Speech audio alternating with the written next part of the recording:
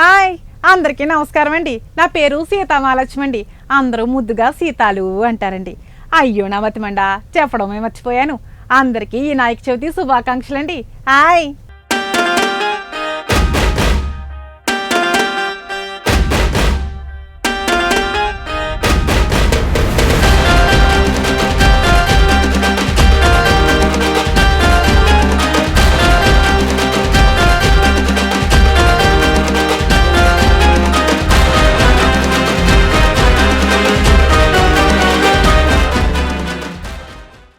ఏం పండగో ఏటో, మిగతా పండుగలు ఎట్టాగున్నా ఈ వినాయక చవితి మాత్రం ఈదికో మండపం కనిపిస్తుంది. ఇంత రూపాల్లో వినాయకుడి విగ్రహాలు దర్శనమిస్తాయి. ఇంతకీ మా చందుగాడు వాళ్ళ ఫ్రెండ్స్ కలిపి వినాయకుడిని నిలబెడతామని నా కాడ 10 ఏళ్ళు పట్టుకెళ్లారు. వాళ్ళు ఏం చేస్తున్నారో చూద్దారండి.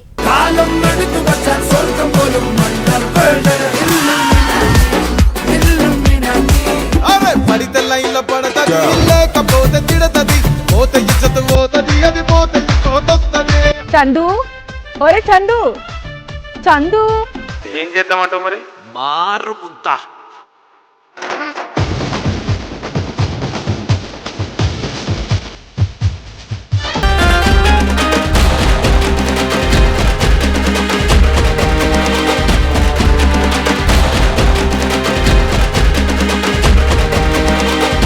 అంత సౌండ్ పెట్టుకుని చచ్చారేంటి?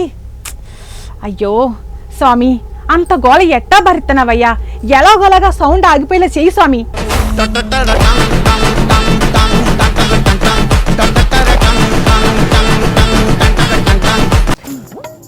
ఏమైందిరా సాంగ్ అయిపోయింది? ఏమమ్మా స్పీకర్లు కూడా పని చేయట్లేదు.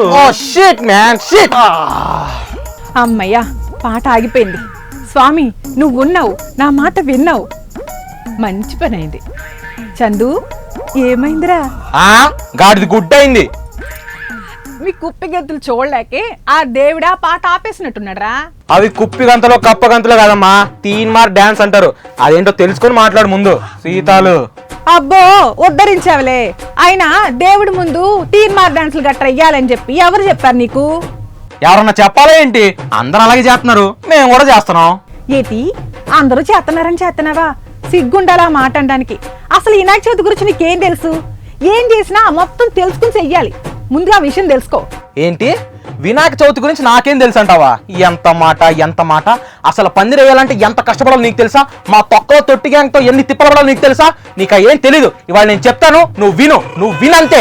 పందిరి వేద్దాం రండి అంటే ఒక్క నా కొడుకు రాడు. మా నేను వచ్చాగా, నేను పక్కన ఉండే. కానీ వేసినాక మాత్రం వచ్చి అబ్బా బాగా చేస్తారు అని చప్పట్లు కూడా వేస్తారు. పందిరి క్లీన్ చేయడానికి రండి అంటే ఒక్కడు కూడా రాడు. కానీ ప్రసాదం టైం మాత్రం వచ్చి లైన్లో నుంచుంటారు. మా నేనా డౌటా?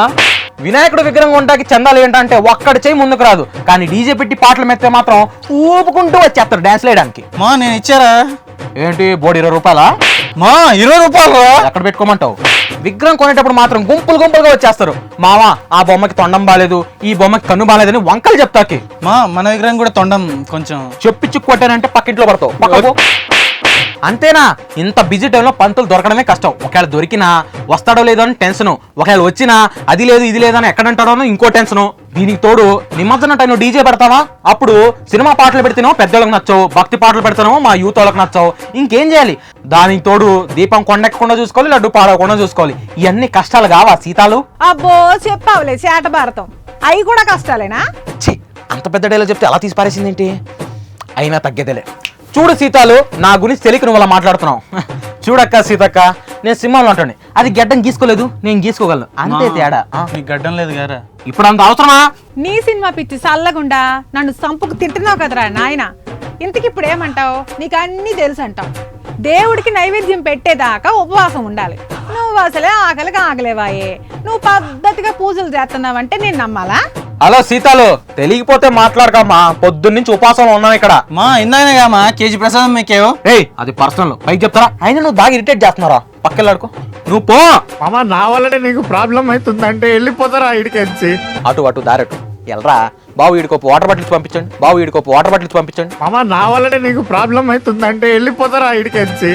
అది నీ భక్తి. అయినా ఈదికో వినాయకుడిని నెడితే ఇట్టాగే ఉంటది. ఊరంతా కలిసి ఒకే వినాయకుడిని నెడితే దేవుడు దీవించనన్నాడా? అందరూ కలిసిమెలిసి చేసుకోవాల్సిన పండగ గ్రూపులుగా ఇడిపోయి పోటాపోటీగా విగ్రహాలు కొంటారు. గొప్పలకు పోయి మరీ అప్పులు చేసి మరీ హంగామా చేస్తారు. ఎవరు అడిగారు మిమ్మల్ని? దేవుడు అడిగాడా? ఆ రంగురంగుల విగ్రహాలు చెరువుల్లో కుంటల్లో నిమజ్జనం చేయడం వల్ల కాలుష్యం కూడా పెరిగిపోతుంది. మన పూర్వీకులు మన ప్రకృతిని కాపాడడానికి పూజించడానికి ఇలాంటి పండగలు పద్ధతులు పెట్టారు. మీరేమో ప్రకృతిని నాశనం చేస్తున్నారు. ఇదంతా మీ బుర్రకి ఎప్పుడు ఎక్కుతుందో ఏటో. అవును, నువ్వంటే భూమి పుట్టక ముందు పుట్టావు కదా, నీకు అవన్నీ తెలుస్తాయి, మాకెలా తెలుస్తాయి? నువ్వు పాలు తాగే పసిపిల్లోడు మరి.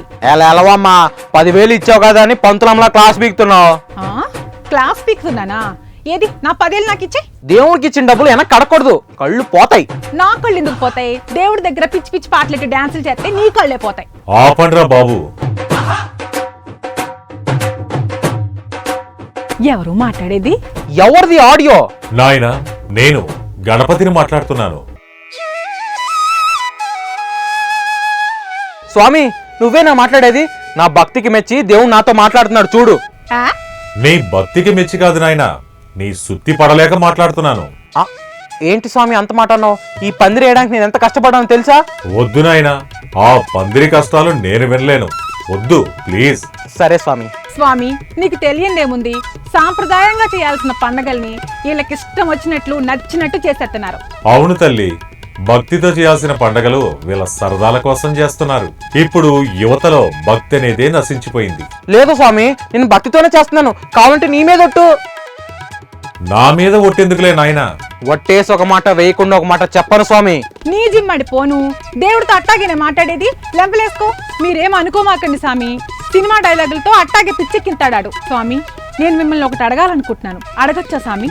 నిస్సంకోచంగా అడుగు తల్లి. మీకు తెలియదేముంది స్వామి, ఇప్పుడు సమాజంలో ఆడపిల్లలకి రక్షణ లేకుండా పోయింది.